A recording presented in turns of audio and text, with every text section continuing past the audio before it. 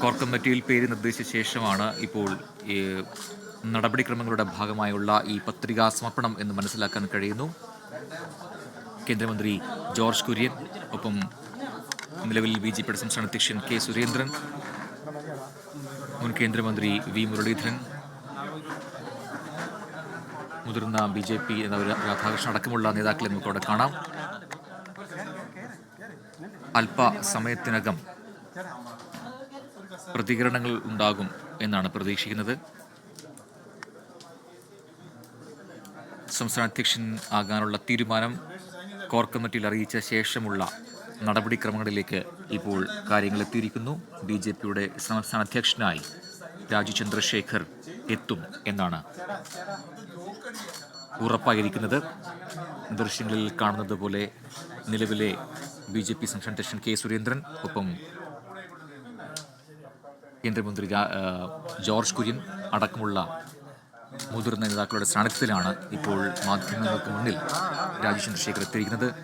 ശ്രീകാന്ത് വിവരങ്ങളുമായി ചെയ്യുന്നു. ശ്രീകാന്ത്, ഇപ്പോൾ നടക്കാൻ പോകുന്ന നടപടിക്രമങ്ങൾ എന്താണ്? വിവരങ്ങൾ.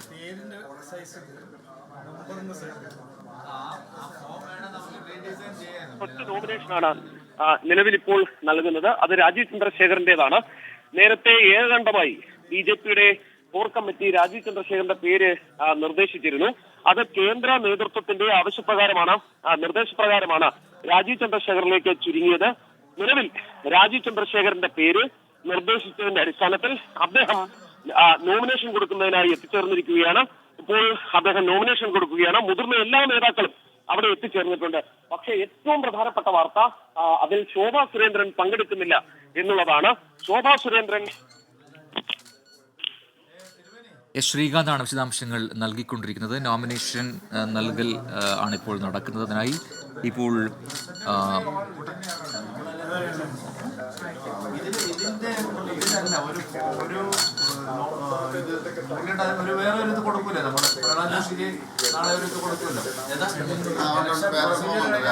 രാജീവ് ചന്ദ്രശേഖർ നോമിനേഷൻ നൽകാൻ എത്തിയിട്ടുണ്ട്. പക്ഷേ ശോഭാ സുരേന്ദ്രൻ ഇതുവരെയും അവിടെ എത്തിയിട്ടില്ല എന്നതാണ് ശ്രദ്ധേയം.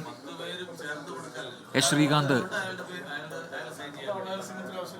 അല്പസമയത്തിനകം അതിന്റെ വിശദാംശങ്ങളുമായി എത്തും. ആ പത്രികാ സമർപ്പണം, അതിലെ രീതികൾ, അതിനെക്കുറിച്ചൊക്കെയുള്ള ചർച്ചയാണ് ഇപ്പോൾ അവിടെ നമുക്ക് കാണാൻ കഴിയുന്നത്. ശോഭാ സുരേന്ദ്രൻ അവിടെ എത്തിയിട്ടില്ല എന്നുള്ളതാണ് നമുക്ക് എടുത്തു പറയേണ്ട ഏറ്റവും പ്രധാനപ്പെട്ട വസ്തുത.